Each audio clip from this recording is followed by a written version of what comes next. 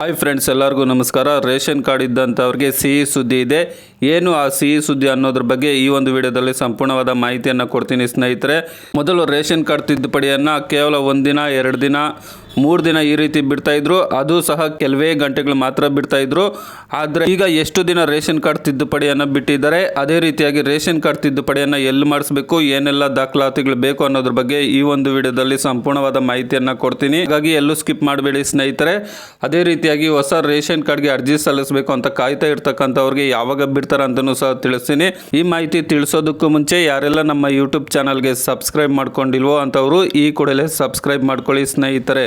Ration ಕಾರ್ಡ್ಗೆ ಮಕ್ಕಳನ್ನ ಸೇರಿಸೋದಾಗಿರ್ಬೋದು ಅಥವಾ ಬೇರೆ ಕುಟುಂಬದ ಸದಸ್ಯರನ್ನ ಸೇರಿಸೋದಾಗಿರ್ಬೋದು, ರೇಷನ್ ಕಾರ್ಡಿಂದ ಡಿಲೀಟ್ ಮಾಡೋದಾಗಿರ್ಬೋದು, ರೇಷನ್ ಕಾರ್ಡಲ್ಲಿ ನಿಮ್ಮ ಹೆಸರು ಮಿಸ್ಟೇಕ್ ಇದ್ರೆ ಅದನ್ನು ತಿದ್ದುಪಡಿ ಮಾಡೋದಾಗಿರ್ಬೋದು, ರೇಷನ್ ಕಾರ್ಡಲ್ಲಿ ನಿಮ್ಮ ಫೋಟೋ ಚೆನ್ನಾಗಿಲ್ಲ ಅಂತ ಅಂದರೆ ನಿಮ್ಮ ಫೋಟೋವನ್ನು ಬದಲಾವಣೆ ಮಾಡೋದು, ಕುಟುಂಬದ ಮುಖ್ಯಸ್ಥರನ್ನ ಬದಲಾವಣೆ ಮಾಡೋದಾಗಿರ್ಬೋದು, ನಿಮ್ಮ ರೇಷನ್ ಕಾರ್ಡ್ಗೆ KYC ಮಾಡೋದಾಗಿರ್ಬೋದು, ಅದೇ ರೀತಿಯಾಗಿ ನಿಮ್ಮ ರೇಷನ್ ಕಾರ್ಡಲ್ಲಿ ಇರ್ತಕ್ಕಂಥವ್ರು ಯಾರಾದರೂ ಮರಣವನ್ನು ಹೊಂದಿದ್ರೆ ಅವರನ್ನ ರೇಷನ್ ಕಾರ್ಡಿಂದ ಡಿಲೀಟ್ ಮಾಡೋದಾಗಿರ್ಬೋದು.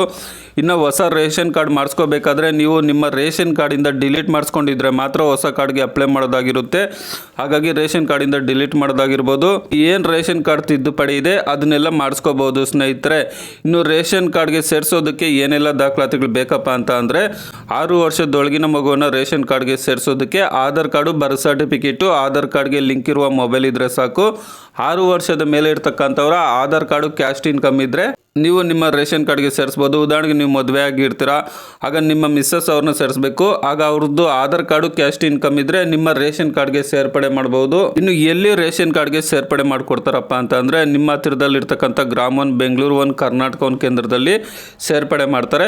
ಯಾವತ್ತು ಕೊನೆಯ ದಿನಾಂಕ ಎಷ್ಟರಿಂದ ಎಷ್ಟು ಟೈಮ್ ಒಳಗಡೆ ಸೇರ್ಪಡೆ ಮಾಡ್ತಾರಪ್ಪ ಅಂತ ಅಂದರೆ, ಬೆಳಗ್ಗೆ 10 ಗಂಟೆಯಿಂದ ಹಿಡಿದು ಸಂಜೆ 5 ಗಂಟೆ ಒಳಗಡೆ 28ನೇ ತಾರೀಕು ಈ ತಿಂಗಳು ಕೊನೆಯ ದಿನಾಂಕ ಆಗಿರುತ್ತೆ. ಹಾಗಾಗಿ ಯಾರೆಲ್ಲ ಹೊಸ ಕಾರ್ಡ್ಗೆ ಅರ್ಜಿ ಸಲ್ಲಿಸಬೇಕು ಅಂತ ಅನ್ಕೊಂತಾ ಇದ್ದೀರಾ ಅಂಥವರು ಹಳೆ ಕಾರ್ಡಲ್ಲಿದ್ದರೆ ಅದರಿಂದ ಡಿಲೀಟ್ ಮಾಡಿಸ್ಕೊಂಡ್ರೆ ಮಾತ್ರ ಹೊಸ ಕಾರ್ಡ್ಗೆ ಅರ್ಜಿ ಸಲ್ಲಿಸೋದಕ್ಕೆ ಆಗೋದು. ಸೊ ಈ ಮಂತಲ್ಲಿ ಹೊಸ ಕಾರ್ಡ್ಗೆ ಅರ್ಜಿ ಬಿಡುವ ಅವಕಾಶಗಳಿದೆ ಸ್ನೇಹಿತರೆ. ಹಾಗಾಗಿ ನೀವೇನಾದರೂ ಹೊಸ ಕಾರ್ಡ್ಗೆ ಅಪ್ಲೈ ಮಾಡ್ಕೋಬೇಕು ಅಂತ ಅನ್ಕೊತಾ ಇರ್ತಕ್ಕಂಥವ್ರು ಹಳೆ ರೇಷನ್ ಕಾರ್ಡಲ್ಲಿದ್ದರೆ ಅದರಿಂದ ಡಿಲೀಟ್ ಮಾಡಿಸ್ಕೊಂಡ್ರೆ ಮಾತ್ರ ಹೊಸ ಕಾರ್ಡ್ಗೆ ಅಪ್ಲೈ ಮಾಡೋದಕ್ಕೆ ಆಗುತ್ತೆ.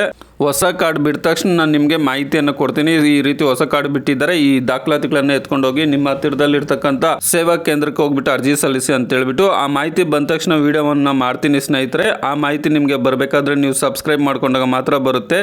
ಅದೇ ರೀತಿಯಾಗಿ ತುಂಬ ಜನ ಕಮೆಂಟನ್ನು ಮಾಡ್ತಾ ಇದ್ದೀರಾ, ಸರ್ ನಾವು ಇವಾಗಲೇ ಹೊಸ ಕಾರ್ಡ್ಗೆ ಅರ್ಜಿ ಸಲ್ಲಿಸಿದ್ವಿ, ಅಪ್ರೂವಲ್ ಯಾವಾಗ ಬಿಡ್ತಾರೆ, ನಮ್ಮ ಹತ್ರ ಅರ್ಜಿ ಸಲ್ಲಿಸಿರ್ತಕ್ಕಂಥ ಅಕ್ನಾಲಜ್ಮೆಂಟ್ ಇದೆ ಅಂತಲೂ ಕೇಳ್ತಾ ಇದ್ದೀರಾ.